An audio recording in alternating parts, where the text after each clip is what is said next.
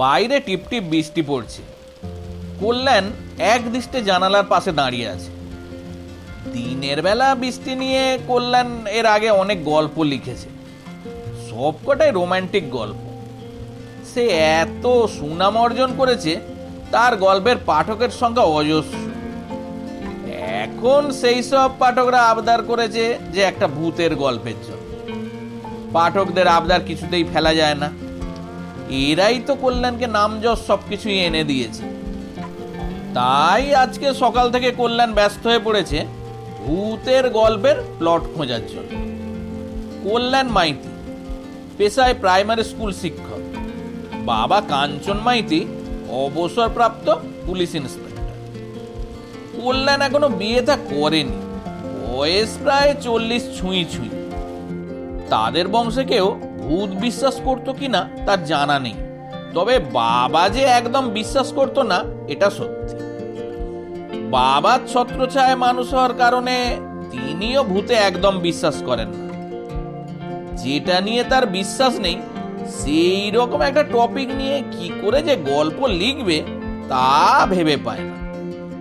কিন্তু পাঠকদের আবদারও তো ফেলে দেওয়া যায় না। রোমান্টিক গল্প পড়তে পড়তে একঘেয়েমি এসে গেছে পাঠকদের, তাই তারা টেস্ট চেঞ্জ করতে চায়।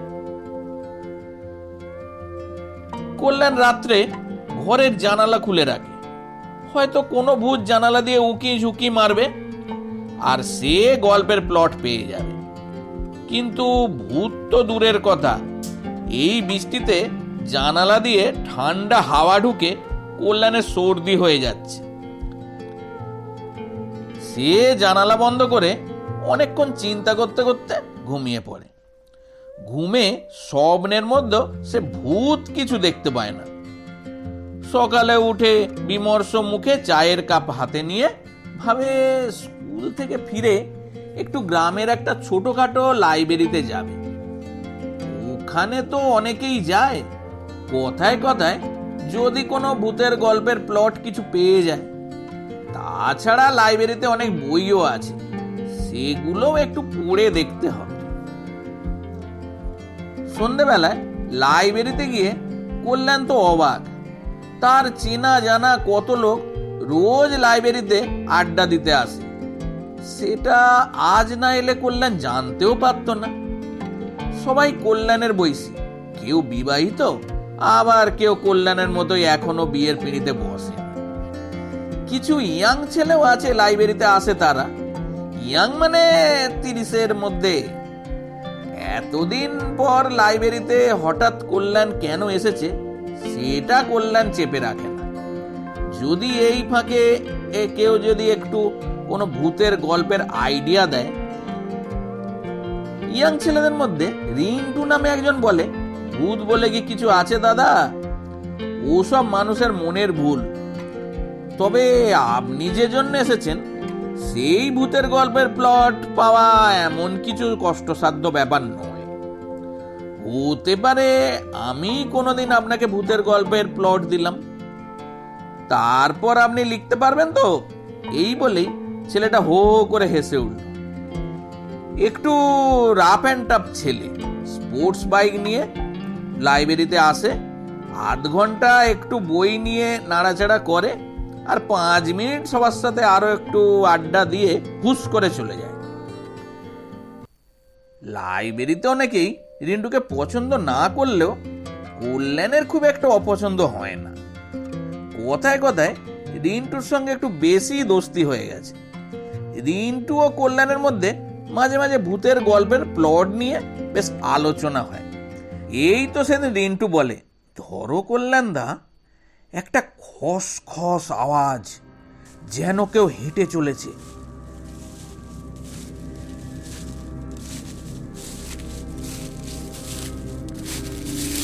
তুমি তাকে পিছন থেকে দেখতে পাচ্ছ, কিন্তু চিনতে পারছো না।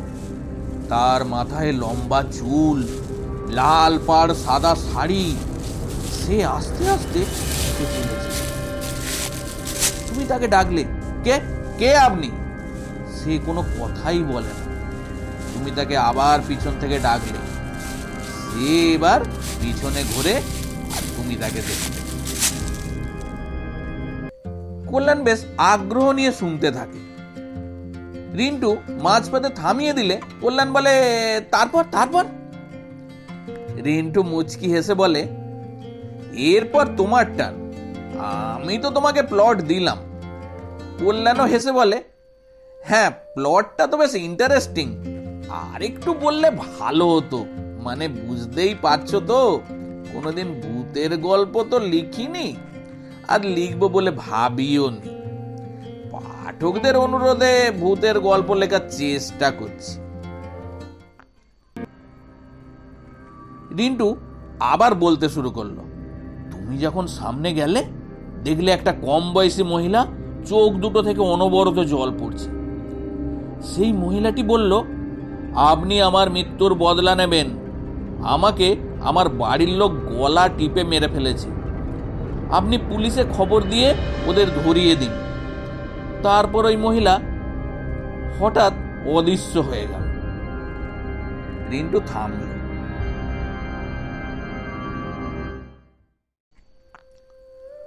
কল্যাণবাবু হো হো করে হেসে বলল, যা বাবা, ভূতটা তো দেখছি মানুষের কাছে সাহায্য চাইছে।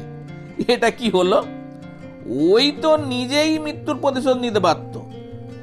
তা নয়, সে নিজেই কাঁদছে আর আবার পুলিশের কাছেও যেতে বলছে। বলে আবার হো হো করে হাসতে থাকে কল্যাণ। না না, এ গল্প চলবে না, পাঠক আমার গল্প পড়ে হাসবে।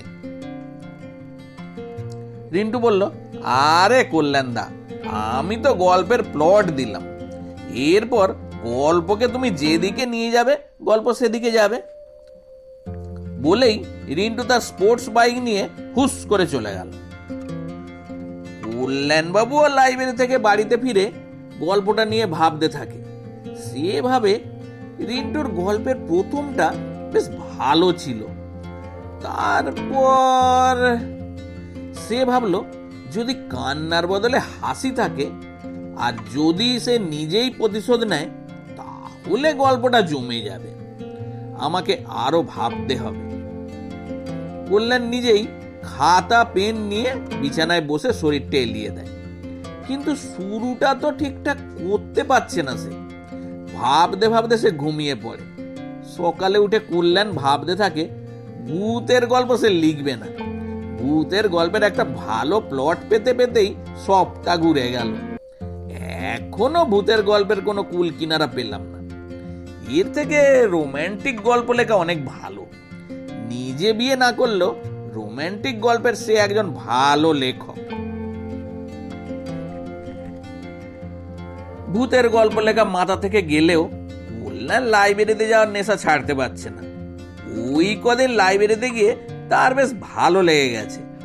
কত চেনা জানা লোকের সঙ্গে দেখা, কত লোকের সঙ্গে আড্ডা, গল্প গুজব, সব বেশ তার ভালো লাগছে। বিকেলে লাইব্রেরিতে গিয়ে আবার রিন্টুর সঙ্গে দেখা। রিন্টু তাকে জিজ্ঞেস করতে সে বলে, ও সব ভূতের গল্প আমার দ্বারা হবে না, এর থেকে রোমান্টিক গল্প বেশ ভালো, ভূতের গল্প সে লিখবে না। রিন্টু একটু ঠাট্টা করে বলে, হ্যাঁ তাহলে রোমান্টিক ভূতের গল্প লেখো। কল্যাণ ভুরু কুঁচকে তাকাতে রিন্টু বলে, এই ধরো প্রেমিক প্রেমিকার মধ্যে একজন মারা গেল, সে মরে ভূত হয়ে অন্যজনের জন্য অপেক্ষা করতে লাগলো।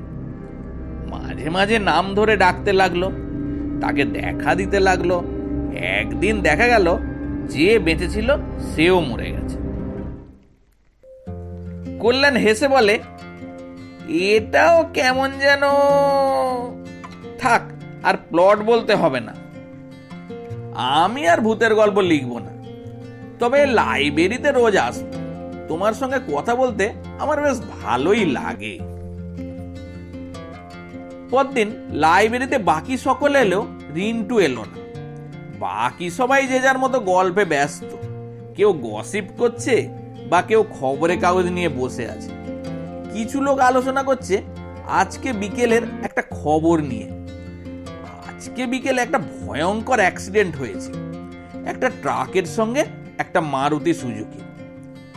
মারুতির স্পিড এত বেশি ছিল যে সেটা ট্রাকের সঙ্গে ধাক্কা খেয়ে প্রায় 50 মিটার দূরে গিয়ে পড়েছে।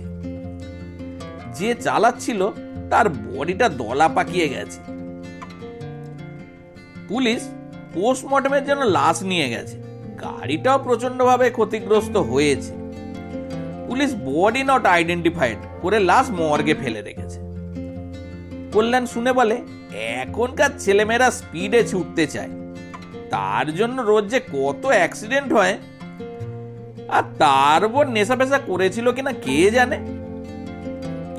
এইসব আলোচনা করতে করতে বেশ দেরি হয়ে গেল।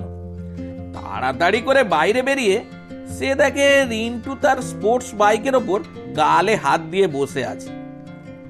কল্যাণ একগাল হেসে বলে, কি সাহেব মনটা খারাপ? রিন্টু হালকা হেসে বলে, আমাকে যেতে হবে দাদা। কল্যাণ বলে, আমাকেও তো যেতে হবে বলে খুব তাড়াতাড়ি পা চালিয়ে এসে বাড়ির দিকে হাঁটা দেয়। বাড়িতে এসে ডিনার করে শুতে শুতে বেশ দেরি হয়ে গেল। সবে চোখটা একটু জুড়িয়ে এসেছে, এমন সময় দরজায় টক টক টক করে আওয়াজ হলেও কল্যাণ ঘুমের ঘরে ভালো শুনতে পায়নি।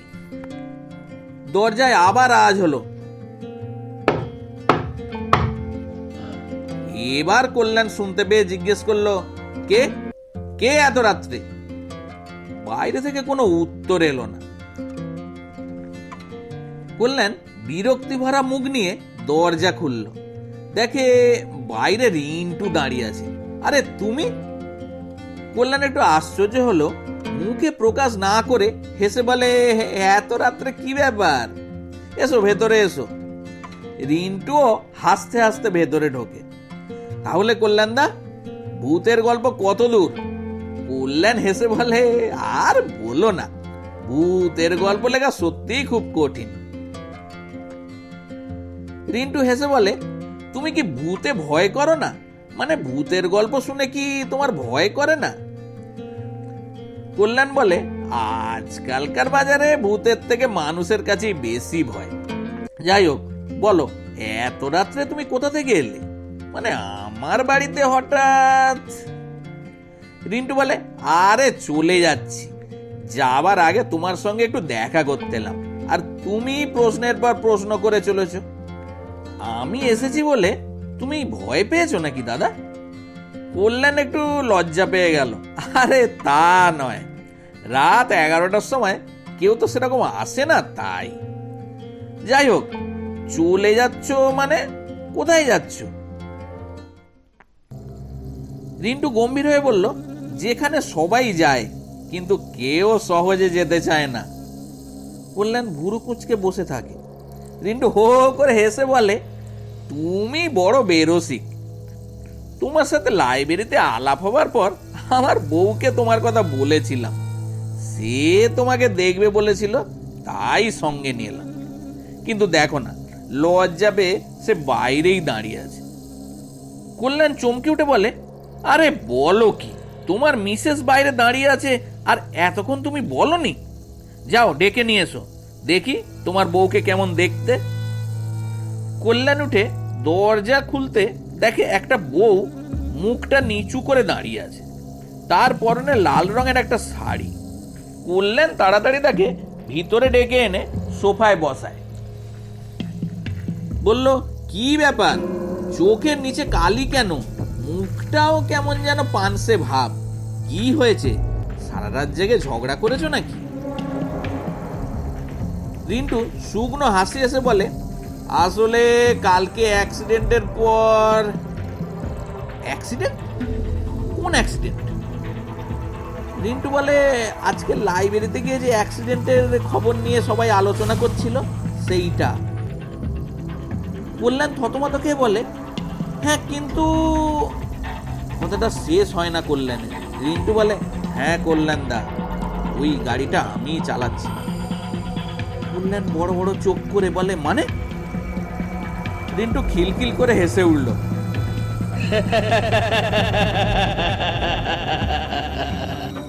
বলল, ওই যে দলা পাকানো দেহটা, যেটা পুলিশের খাতায় নট আইডেন্টিফাইড, সেটা আমিই ছিলাম। প্রচন্ড ভয়ে কল্যাণ যেন মুখে কোনো কথা বলতে পারছে না, বুকটা প্রচন্ড বেগে ধড়ফড় করছে। রিন্টু বলে চলল, কি জানো তো কল্যাণদা, সবে নতুন বিয়ে করেছি, আমি তো আর বউ ছেড়ে থাকতে পারবো না। তাই বাড়িতে এসে বউকে আমার সঙ্গে যেতে বলি। বউ তো কিছুতেই রাজি হয় না। সে বাঁচাও বাঁচাও বলে চিৎকার করে আমার হাত থেকে বাঁচতে চেয়েছিল, কিন্তু আমি ছাড়বো কেন? সে আমার অগ্নিসাক্ষী করা বউ, তাকে ছাড়া আমি যাব কেন? তাই তাকে দুহাতে গলা টিপে মেরে আমার সাথে নিয়ে চলল। জানো তো কল্যাণদা, দুহাতে গলা টেপার সময় তার মুখ দিয়ে রক্ত বের হচ্ছিল। শেষ পর্যন্ত সে প্রাণ ভিক্ষা করেছিল, কিন্তু আমি তাকে ছাড়িনি, কারণ আমি তো আমার বউকে ছেড়ে থাকতে পারবো না। বলেই সে চোখগুলো বিস্ফারিত করে হা হা হা করে হাসতে থাকে।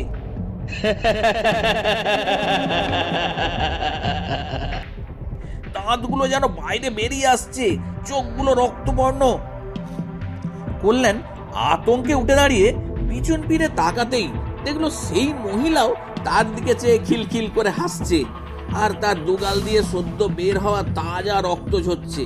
চোখগুলো কেমন যেন ঠিকরে বাইরে বেরিয়ে আসছে, দাঁতগুলো দুদিকে বিকট আকারে বেরিয়ে পড়েছে। সারা ঘরে তখন দুটো অশরীরী কল্যাণকে নিয়ে খেলা করছে। চলো কল্যাণদা, তোমাকেও আমাদের সাথে নিয়ে যাই, সে বলে। তাদের রক্তহীন কঙ্কালসার হাত দুটো কল্যাণের দিকে ক্রমশ এগিয়ে আসছে। কল্যাণ নিজেকে আর ধরে রাখতে পারল না, প্রচন্ড আওয়াজ করে কল্যাণ অজ্ঞান হয়ে মাটিতে পড়ে গেল। জ্ঞান ফিরল যখন, কল্যাণ বুঝতে পারলো ভোর হয়ে গেছে। কোনো রকমে উঠে বসল। কালকে রাত্রিরে যেটা হয়েছিল সেটা কি কোনো স্বপ্ন দেখেছিল? পরে তো ভিতর থেকে কেমন সিট কিনে দেওয়া ছিল তাই রয়েছে, বাইরে থেকে তো কারো আসা সম্ভব নয়। তাহলে কোনো রকমে উঠে দাঁড়িয়ে দেয়ালের দিকে চোখ পড়তেই কল্যাণের শরীর প্রায় অবশ হয়ে গেল। প্রবল আতঙ্কে জিভ প্রায় শুকিয়ে গেল। দেওয়ালে রক্ত দিয়ে লেখা, ভূতের গল্পের প্লট শেষবারের মতো তোমায় দিয়ে গেলাম, ভালো থেকো কল্যাণ।